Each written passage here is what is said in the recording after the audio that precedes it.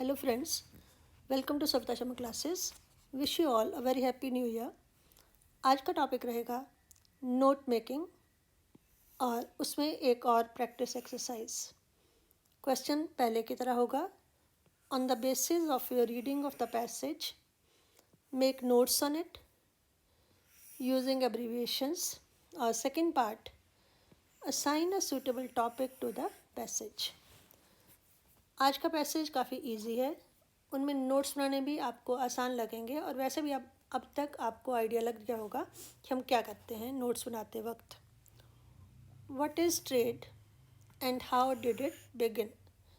जैसे मैंने आपको कई बार बताया कि टाइटल ऑफ द पैसेज अक्सर हमें बिगनिंग की कुछ लाइंस में या लास्ट की कुछ लाइंस में मिल जाता है. तो यहाँ पर what is trade and how did it begin, यहाँ से आप इसका टाइटल ढूंढ सकते हैं. Today you see large shops and it is easy to go inside them and buy what you want. तो आज का सिनारियो क्या है, आज ट्रेड से हमारा क्या अभिप्राय होता है. हमारे शहर में बहुत बड़ी बड़ी दुकानें होती हैं और बहुत आसान है उनके अंदर जाना और जो भी चाहिए उसे खरीद लेना.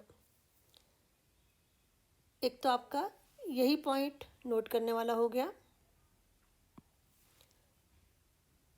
सबसे पहले what is trade and how did it begin, और उसके बाद today means present scenario. You see large shops and it is easy to go inside them and buy what you want.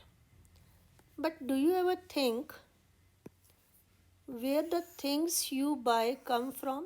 लेकिन क्या कभी आपने सोचा है कि जो वस्तुएं आप खरीदते हैं वो कहाँ से आती हैं. You may buy a woollen shawl in a shop in your city. आप अपने शहर की एक दुकान से एक गर्म शॉल खरीदते हैं. It may have come all the way from Kashmir. हो सकता है वो कश्मीर से वहाँ दुकान में आया हो. And the wool may have grown on the backs of sheep in the mountains of Kashmir or Ladakh. और उसमें जो वूल इस्तेमाल हुई हो सकता है वो कश्मीर में या लद्दाख में जो भेड़े हैं उनकी पीठ पर उगी हो. ये एक एग्जाम्पल है.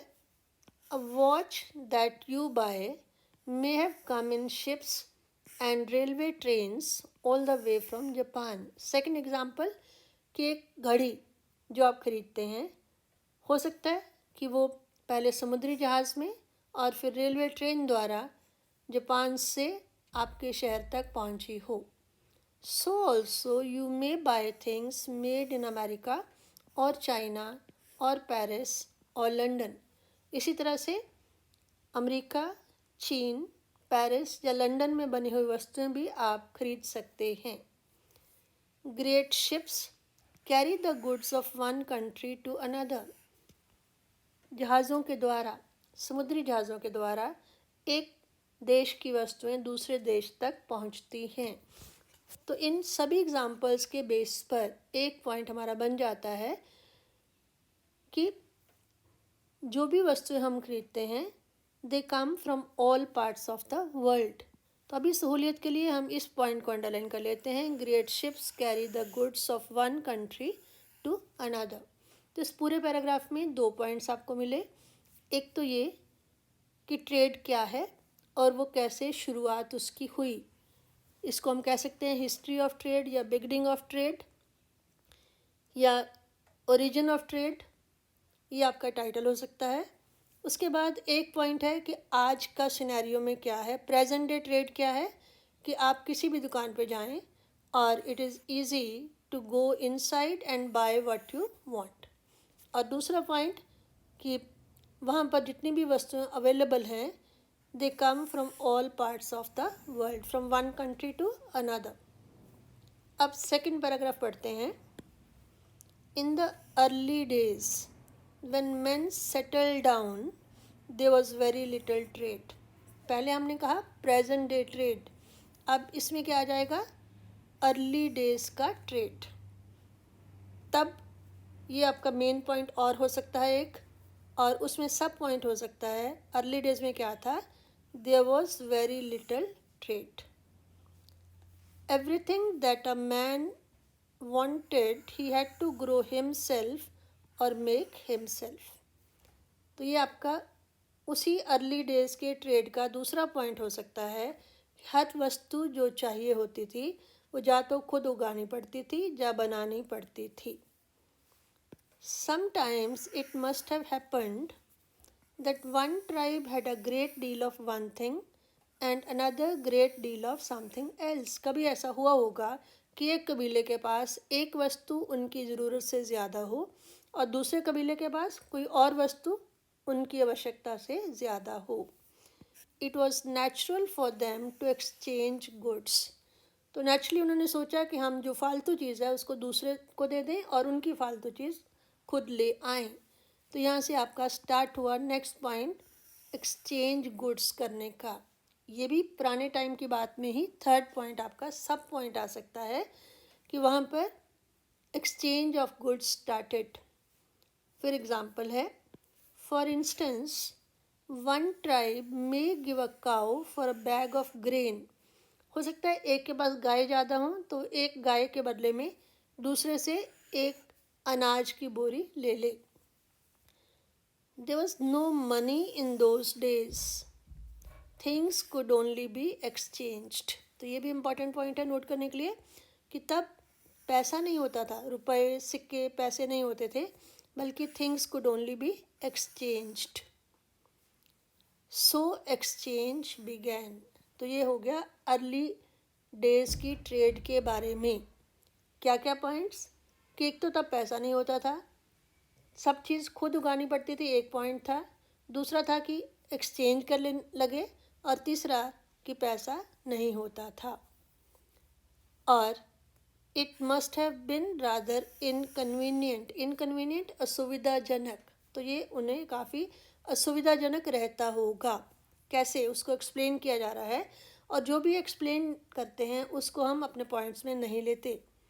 To get a bag of grain or something like it, one had to carry a cow or maybe a couple of sheep। तो किस तरह से असुविधाजनक रहता था कि अगर आपको एक अनाज की बोरी चाहिए तो उसके बदले में आपको देना पड़ेगा या तो आपकी एक गाय या फिर कुछ शीप। तो उनको आपको एक जगह से दूसरी जगह ले जाना पड़ता था, फिर बोरी को लाना पड़ता था। तो ये असुविधाजनक था। अब next step, when gold and silver were found। फिर एक तरह से सोने और चांदी का बारे में मालूम हुआ। तब क्या हुआ, people started using them for trade। तो ये आपका नेक्स्ट पॉइंट बन जाएगा, trade with gold and silver. ये नेक्स्ट स्टेज है। पहली स्टेज है एक्सचेंज, उसके बाद है गोल्ड एंड सिल्वर, और इसके सब पॉइंट में आ जाएगा it was easier to carry them. Exchange के कंपैरिजन में गाय या भेड़ ले जानी और बोरी ऑफ ग्रेन लानी, इसकी तुलना में गोल्ड या सिल्वर को ले जाओ और उसके बदले में कोई सामान ले आओ, वो ईजी था। तो एक point, and gradually the custom arose, ऐसा रिवाज बन गया, of paying for things in gold and silver, कि वस्तुओं को खरीदने के लिए सोने चांदी के सिक्के देने पड़े। The first person who thought of this must have been a very clever person. जिस व्यक्ति ने सबसे पहले इस बारे में सोचा होगा वो बहुत ही चतुर व्यक्ति रहा होगा। The use of gold and silver made trade very much easier. तो ये आपका नेक्स्ट पॉइंट, पहला तो हो गया मेन पॉइंट कि trade with gold and silver, लेकिन उसका फ़ायदा क्या हुआ, it made trade very much easier. लेकिन उससे भी नेक्स्ट स्टेप आने वाला था, even then there were no coins as we have them now. आज हमारे पास सिक्के हैं, उनसे काम और भी आसान हो गया व्यापार का, लेकिन उस समय वो नेक्स्ट स्टेज थी, गोल्ड एंड सिल्वर के साथ सामान खरीदा जाता था, लेकिन तब पैसे नहीं होते थे, सिक्के नहीं होते थे। और गोल्ड की प्रॉब्लम क्या थी, gold used to be weighed in a balance and then given to another person. उसको एक तराजू में तोलना पड़ता था, फिर दूसरे व्यक्ति को दिया जाता था। और उसके आगे नेक्स्ट स्टेप है, much later came coins and these made trade and exchange still simpler. तो ये हमारा नेक्स्ट स्टेज है, ट्रेड विथ कॉइन्स, ये आपका मेन पॉइंट। और उसमें this made trade and exchange still simpler, और भी सिंपल बन गया। उसका रीज़न क्या था? सोने और चांदी को तोलना पड़ता था, but now no weighing was required. अब तोलने की आवश्यकता नहीं थी। As everybody knew the value of a coin. तो ये भी आपका नेक्स्ट स्टेप हो गया। एक तो वेइंग नहीं करनी पड़ती थी, दूसरा वैल्यू ऑफ कॉइन फिक्स की गई। ये 5 रुपये का सिक्का, ये 10 रुपये का नोट, ये 100 रुपये का नोट, इस तरह से। और अब प्रेजेंट में क्या हो गया? Now money is used all over the world. अब पैसा जो है हर जगह इस्तेमाल होता है। तो जैसे मैंने कहा, ये कंपैरेटिवली ईजियर पैराग्राफ है, क्योंकि इसमें हमने देखा पूरे पैराग्राफ में क्या दिया है, origin and involvement. Involvement mean growth. Origin and growth of trade, ये टाइटल हो सकता है। हिस्ट्री ऑफ ट्रेड टाइटल हो सकता है। तो मैंने इसका टाइटल दिया है हिस्ट्री ऑफ ट्रेड, ट्रेड का इतिहास, क्योंकि डिफरेंट स्टेजेस बताई गई हैं। तो सबसे पहले है, पहले पैराग्राफ में प्रेजेंट फॉर्म ऑफ ट्रेड, ये है फर्स्ट पॉइंट। देखिए, what is trade and how did it begin, यहाँ से हमने टाइटल लिया। पॉइंट लिया टुडे, प्रेजेंट में, प्रेजेंट फॉर्म ऑफ ट्रेड, ये मैंने अपना फर्स्ट टाइटल बना दिया, present form of trade.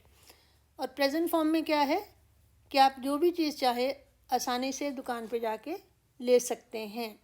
Things to buy available at shops, या इजीली अवेलेबल एट शॉप्स।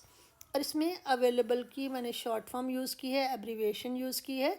इसमें जितने भी वोवल थे फर्स्ट ए को छोड़कर वो सारे हटा दिए हैं, AVLBL, अवेलेबल। दूसरा, उसी पैराग्राफ के लास्ट में था, कोई वस्तु जापान से आती है, कोई अमेरिका से, कोई चाइना से, तो उसके लिए हमने लिख दिया things come from all over the world. ये आज का सिनेरियो है, चाहे वो शिप से आए, चाहे वो ट्रेन से आए, जैसे भी आए, लेकिन आपको एक ही शॉप पर दुनिया के अलग अलग हिस्सों से आई वस्तुएं अवेलेबल होती हैं। तो ये 2 पॉइंट उसके सब पॉइंट्स में आएंगे। अब जो लास्ट लाइन थी, that money is used all over the world now, अब उसको या तो आप यहाँ पर ऐड कर सकते हो, लेकिन मैंने उसको लास्ट पॉइंट में लिया है, उस पैराग्राफ के सीक्वेंस को मद्देनज़र रखते हुए। तो यहाँ पर present form of trade, trade in early days, trade with gold and silver, और ट्रेड यूजिंग कॉइन्स, ये मैंने 4 मेन पॉइंट्स बनाए हैं। वो आप भी मेरे से सहमत होंगे कि डिफरेंट स्टेजेस यही थी, कि सबसे पहले अर्ली डेज में क्या होता था, वेरी लिटिल ट्रेड। दूसरा था, everything had to be grown और मेड बाय सेल्फ, खुद बनानी पड़ती थी या उगानी पड़ती थी। तो यहाँ पर एवरीथिंग जो है उसकी भी एब्रीविएशन यूज़ की। Exchange of goods because of no money, because की भी शॉर्ट फॉर्म यूज़ की। ये एक यूनिवर्सली एक्सेप्टेड सिंबल है। इट वॉज इनकन्वीनियंट, इनकन्वीनियंट की भी शॉर्ट फॉर्म यूज़ की। इसमें भी आई को छोड़कर जितने भी अंदर वॉवल साउंड्स थे, वॉवल को हटा दिया और आगे फुल स्टॉप लगाकर ये आपकी एब्रीविएशन बन गई। अब ये पॉइंट्स हमने कहाँ से लिए, ट्रेड इन अर्ली डेज, यहाँ पे देखें सेकेंड पैराग्राफ में, इन द अर्ली डेज, यहाँ से मैंने लिया ट्रेड इन अर्ली डेज। उसके सब point, there was very little trade, everything had to grow himself और मेक हिमसेल्फ, ये दूसरा पॉइंट लिया। उसके बाद एक्सचेंज ऑफ गुड्स लिया उसी में, और there was no money so things could only be exchanged. तो ये पॉइंट और इट वॉज रादर इनकन्वीनियंट, ये सारे पॉइंट मैंने इसी पैराग्राफ से लिए। तो इस पैराग्राफ में से एक मैंने मेन पॉइंट बनाया ट्रेड इन अर्ली डेज, और आगे उसके सब पॉइंट यहीं से लिए। उसके बाद जो नेक्स्ट पैराग्राफ है trade with gold and silver और ट्रेड यूजिंग कॉइन्स, ये दोनों पॉइंट्स जो हैं वो आपके लास्ट में से लास्ट पैराग्राफ में मिलेंगे, गोल्ड एंड सिल्वर, जिसमें मैंने लिख दिया trade with gold and silver. तो उसमें क्या था, it was easier to carry, और दूसरा it made trade much easier, और तीसरा कि गोल्ड जो था उसको हैड टू बी वेड, उसे तोलना पड़ता था। तो ये देखिए trade with gold and silver, और इसके 3 सब points, easy to carry, trade became easier, gold and silver had to be weight, और वेट जो है उसकी शॉर्ट फॉर्म। इसमें भी हमने वही किया है, उसके वॉवल साउंड जो आने वाले थे वॉवल्स को हमने निकाल दिया और फुल स्टॉप लगा दिया। और इसी पैराग्राफ का जो लास्ट पॉइंट है कॉइन्स वाला, उसका हमने मेन पॉइंट लास्ट ऐड कर दिया trade using coins, came coins. और उससे क्या हुआ, these made trade and exchange still simpler, ये हमारा एक point. No weighing was required, दूसरा point. Value of coin was fixed, तीसरा पॉइंट। और चौथा, now money is used all over the world. तो ये मैंने कहा कि ये जो लास्ट पॉइंट है, now money is used all over the world, क्योंकि नाउ है और स्टार्टिंग में भी टुडे है, तो इस लास्ट पॉइंट को हम चाहें तो अपने फर्स्ट पॉइंट का सब पॉइंट नंबर 3 भी बना सकते हैं, लेकिन मैंने उसे वहीं पे रहने दिया क्योंकि सीक्वेंस के हिसाब से ये लास्ट में आ रहा है। तो हमारा 4th main point trade using coins, उसके सब point trade became even more simple and easy, fixed value of coins, now money used everywhere. तो इस तरह से आपने देखा कि हमने कुछ एब्रीवेशंस को यूज़ किया, मेन पॉइंट्स बनाए, सब पॉइंट्स बनाए, और इंडेंटिंग का भी ध्यान रखा। मेन पॉइंट में इतना डिफरेंस और इंडेंटिंग आगे जब सब पॉइंट है तो थोड़ा ज़्यादा डिफरेंस, और यहाँ पर हमने रोमन न्यूमरल्स भी यूज़ किए डिफ्रेंशिएट करने के लिए। और लास्ट में जो भी एब्रीवेशन यूज़ होती हैं उनको आप रेक्टेंगुलर बॉक्स में लिखते हैं, तो एब्रीवेशन यूज्ड, अवेलेबल, पहले उसकी शॉर्ट फॉर्म और फिर उसके full spelling, everything full spelling, because, inconvenient, वेड, और एंड भी ये यूनिवर्सली एक्सेप्टेड है सिंबल। तो ये सारे के सारे हमने बताए कि हमने कौन कौन से सिंबल्स या एब्रीवेशन यूज़ किए हैं अपने नोट्स को बनाते हुए। तो इन 3 एक्सरसाइज के बाद मुझे लगता है कि आपको कॉन्सेप्ट काफ़ी क्लियर हो रहा होगा कि हम नोट मेकिंग कैसे करें। अगर आपको वीडियो पसंद आए इसे अपने फ्रेंड्स के साथ शेयर करें, लाइक करें, और अगर आपने या अपने फ्रेंड्स ने अभी तक मेरे चैनल को सब्सक्राइब ना किया हो तो सब्सक्राइब करें। Thank you.